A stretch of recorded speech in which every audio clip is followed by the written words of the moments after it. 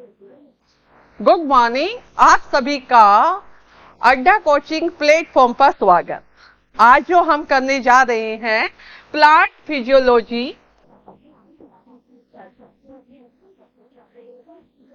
पादप कार्य की यूनिट का टॉपिक जल संबंध,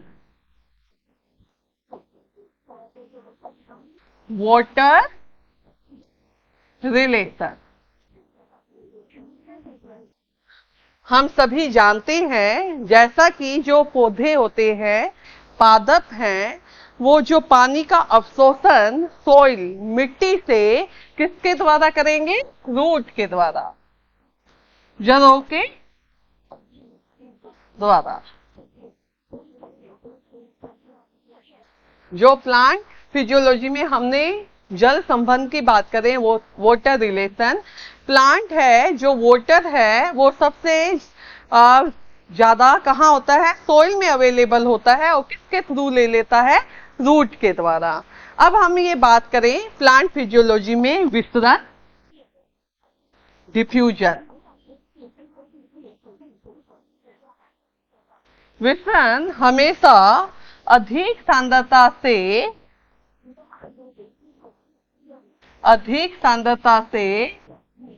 कम सांद्रता की ओर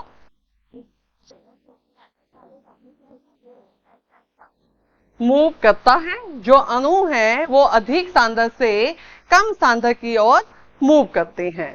अगर हम ये देखें कि अगर हम गैस को गैस के साथ मिक्स करें तो ये एक विसरण है, और अगर हम द्रव को द्रव के साथ मिक्स करें, जैसे हमने अल्कोहल में वाटर को मिक्स किया, जल को मिक्स किया, जैसे अमोनिया को हमने वायु के साथ मिक्स किया, ये गैस का उदाहरण हो जाएगा। और अल्कोहल के साथ हमने वाटर को मिक्स किया, ये है द्रव का उदाहरण होगा। अगर हम ठोस में द्रव को मिक्स करें, जैसे हम शर्करा को पानी के अंदर मिक्स करें, द्रव में मिक्स करें, पानी में मिक्स करें, तो ये किसका उदाहरण रहेगा? ठोस और द्रव का। अगर हम विसरण, डिफ्यूजन के उदाहरण की बात करें तो हम देखें कि जो फूलों की सुगंध का आना किसका उदाहरण रहेगा? डिफ्यूजन का, विसरण का। जो फूलों की खुशबू है वो हवा के माध्यम से अधिक से कम सांद्रण की ओर मूव करता है। इसी तरह से भोज्य पदार्थों का संवहन, यह भी किसका उदाहरण रहेगा? डिफ्यूजन का, विसरण का। अगला हम बात करें ऑस्मोसिस, प्रासरण। प्रासरण में भी अणु या वाटर जो अधिक सांद्र से कम सांद्र की ओर मूव करता है, लेकिन यहाँ पर अर्धपारगम्य झिल्ली का इस्तेमाल किया जाता है। जैसे ये अर्धपारगम्य झिल्ली है, इसके थ्रू अधिक से कम की ओर मूव करेगा, अधिक से कम की ओर मूव करेगा। तो ये रहेगा ऑस्मोसिस, प्रासरण का उदाहरण। अगर हम बात करें अर्धपारगम्य झिल्ली, यह हेफनर नाम के वैज्ञानिक ने इसकी खोज की। अब हम बात करते हैं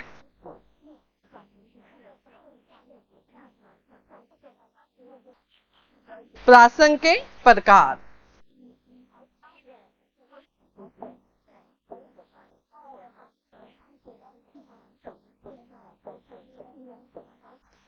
प्रासरण के प्रकार यह दो प्रकार का होगा। एक तो होता है अंतःपरासरण, एक होता है बहिःपरासरण। जैसा कि इसके शब्दों से ही पता लग रहा है, अंत का मतलब होगा अंदर की ओर, बहि का मतलब होता है बाहर की ओर। फॉर एग्जाम्पल, जैसे कोई कोशिका है, अगर इस कोशिका के अंदर जल का प्रवेश कोशिका के अंदर होगा तो इसे कहेंगे अंतःपरासन। अब किसी भी कोशिका में जब पानी अंदर की ओर मूव करता है तो वो कोशिका क्या हो जाएगी, फूल जाएगी, तो इसे कहेंगे अंतःपरासन। और अगर कोई कोशिका में से पानी बाहर की ओर मूव करेगा तो वो कोशिका क्या हो जाएगी, पिचक जाएगी, और इसे हम क्या कहेंगे, बहिःपरासन। अब ये अंतःपरासन और बहिःपरासन कब और कैसे होगा इसकी हम बात करेंगे। इसके लिए हम 3 तरह के विलयन लेंगे।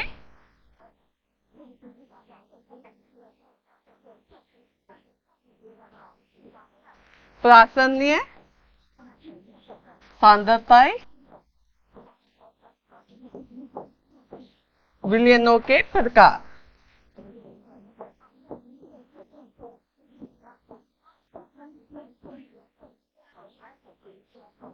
विलयन के प्रकार में हम देखते हैं कि एक होता है अल्प पराशरी,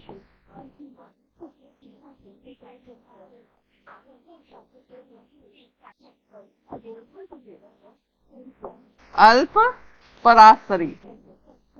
अल्प पराशरी को हाइपोटोनिक भी कहा जाता है। एक होगा अति पराशरी, जिसे हाइपरटोनिक कहा जाएगा। एक होता है समपराशरी, जिसे आइसोटोनिक कहा जाता है। लास्ट ईयर के अगर हम PYQ देखें तो इसमें से एक क्वेश्चन आता ही आता है।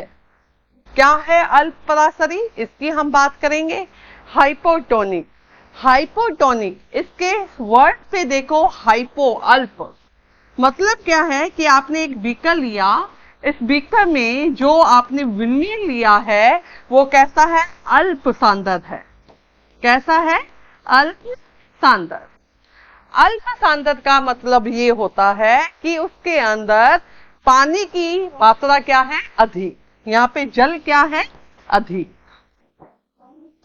और इसके अंदर जो कोशिका हमने रखी, ये कोशिका इसके तुलना में कैसी है, अति सांद्र, और पानी इसमें क्या है, कम।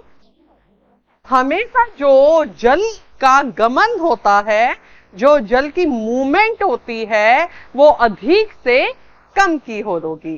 तो बाहर क्या है, अधिक, अंदर क्या है, कम। तो जो पानी का मूवमेंट होगा बाहर से कहां होगा, अंदर की ओर। तो बाहर से अंदर की ओर मूव करने के कारण कोशिका क्या हो जाएगी, फूल जाएगी। कोशिका क्या हो जाएगी, फूल जाएगी। और जल का प्रवेश कहां हुआ है, बाहर से अंदर की ओर, तो इसलिए इसे क्या कहेंगे हम, अंतःपरासन। अब आपसे ये पूछा जाएगा कि अगर कोई कोशिका है, उसे हमने अल्प पराशरी विलयन के अंदर रखा, तो कोशिका क्या होगी, फूलेगी, पिचकेगी, या कोई फर्क नहीं पड़ेगा। तो आपका आंसर क्या आएगा, फूलेगी, कोशिका फूलेगी। तो आपने ये ध्यान रखना है, कोशिका के फूलने को स्फीत भी कहते हैं। अगला जो है अति पराशरी, इसका रिवर्स होगा। हमने एक बीकर लिया, इसके अंदर एक ऐसा लिक्विड लिया जो कैसा है, अति सांद्रण वाला। अति सांद्रण का मतलब यहाँ पे जो जल की अमाउंट है वो क्या है, कम है। जल की अमाउंट कम है।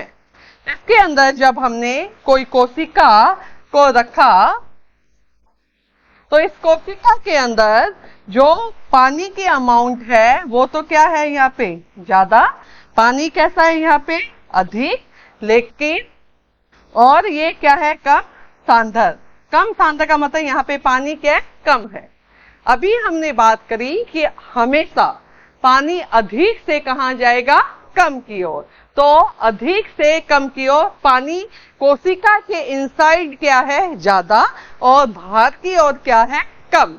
तो अब यहां से पानी कोशिका से क्या होगा, बाहर निकलेगा, और कोशिका से अगर पानी बाहर निकलेगा तो कोशिका क्या हो जाएगी, पिचक जाएगी। कोशिका क्या हो जाएगी, पिचक जाएगी। इसे स्लथ भी कहते हैं।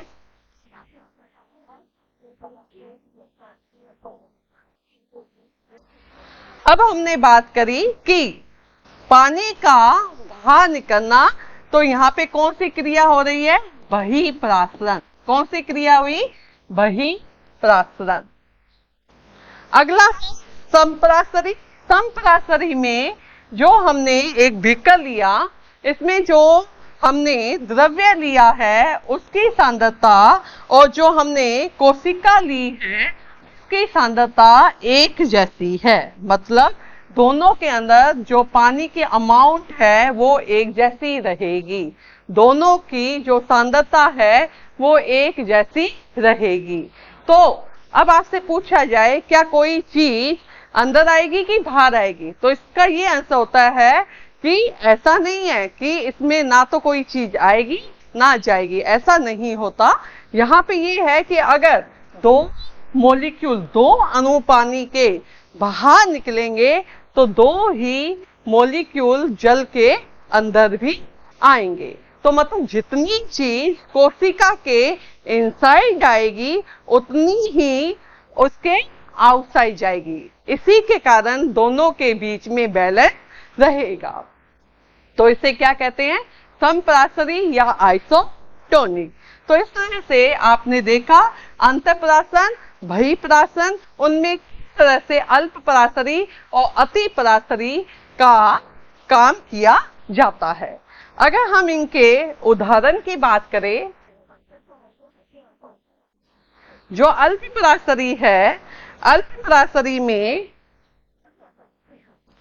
आप देख रहे हैं कि पानी कोशिका के क्या हो रहा है, अंदर की ओर जा रहा है। तो जैसे कोई भी कोशिका क्या है, फूलेगी, जैसे अंगूर है, किशमिश है। जब आप इनको इस तरह के अल्पप्रासरी विलयन में रखेंगे तो ये क्या हो जाएंगे, फूल जाएंगे। कभी भी हम किशमिश को पानी में भिगोते हैं तो वो क्या हो जाती है, फूल जाती है। क्यों फूलती है, क्योंकि उसमें क्या होता है, अंतःप्रासन। क्या होता है, अंतःप्रासन। इसी तरह से जब हम शर्करा के घोल में, जब हम शर्करा के घोल में अंगूर को रखेंगे तो समय के बाद ये क्या हो जाएगा, सिकुड़ जाएगा। क्या हो जाएगा, सिकुड़ जाएगा, क्योंकि उसमें क्या होगा, बहिःप्रासरण। क्या होगा, बहिःप्रासरण। तो अगर आपसे ये पूछा जाए कि कोई कोशिका है, ठीक है, उसमें जीव द्रव्य कुंचन हो गया। अब आपसे एक क्वेश्चन पूछा जाए कि कोई कोशिका है, उसके अंदर जीव द्रव्य कुंचन हो गया। जीव द्रव्य कुंचन का मतलब समझ रहे हैं कि वो कोशिका में से बहुत ज्यादा बहिःप्रासरण हो गया है, जिसके कारण वो कोशिका क्या हो गई है, पिचक गई है। अब आपसे ये पूछा जाए कि उस कोशिका को सामान्य अवस्था में लाने के लिए हम किस तरह के विलयन में रखें। हैंड अप, कौन बताएगा, हम उसको कौन से विलयन में रखें कि जो जीव द्रव्य कुंचित कोशिका है वो सामान्य अवस्था में आ जाए। हैंड अप, कौन से में रखेंगे, किस में रखेंगे, अल्प में। कहां रखेंगे, सोचिए, बताइए।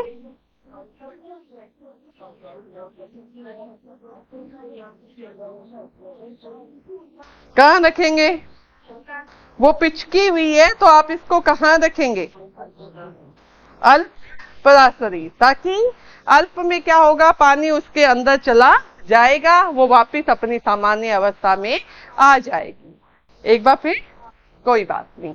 देखो अब देखिए, अब कोशिका है अगर हमने कोशिका को देखो, बाहर का जो विलयन है वो क्या है, अल्प सांद्रण है। अल्प सांद्रण का मतलब होता है कि उसमें जैसे चीनी है ना, वो कम है और पानी ज्यादा है। चीनी कम है और पानी ज्यादा है, तो पानी बाहर ज्यादा है और जो कोशिका आपने रखी है उस कोशिका में वो चीज उल्टी है। तो पानी हमेशा अधिक से कहाँ जाएगा, कम की ओर, अधिक से कम की ओर जाएगा। तो अधिक से कम की ओर जाएगा तो पानी बाहर क्या है, ज्यादा, अंदर क्या है, कम। तो अधिक से कम की ओर जाएगा, कोशिका क्या हो जाएगी, फूल जाएगी, कोशिका फूल जाएगी। समझ में आई? इसमें इसका उल्टा हो गया, यहाँ पे पानी क्या है, कम, और यहाँ पे पानी क्या है, ज्यादा। तो पानी क्या आएगा, बाहर आएगा, क्या होगा, बहिर्प्राशन। और कोशिका क्या हो जाएगी, पिचक जाएगी। क्या हो जाएगी, पिचक जाएगी। तो ये किसका उदाहरण होगा, बहिर्प्राशन का। किसका उदाहरण होगा, बहिर्प्राशन में। अब इसमें क्या है, जितनी चीजें अंदर आई उतनी ही चीजें बाहर गई, तो दोनों ही चीजें क्या रही, बैलेंस रह गई। इसे कहते हैं समप्रासरी। थैंक यू, धन्यवाद।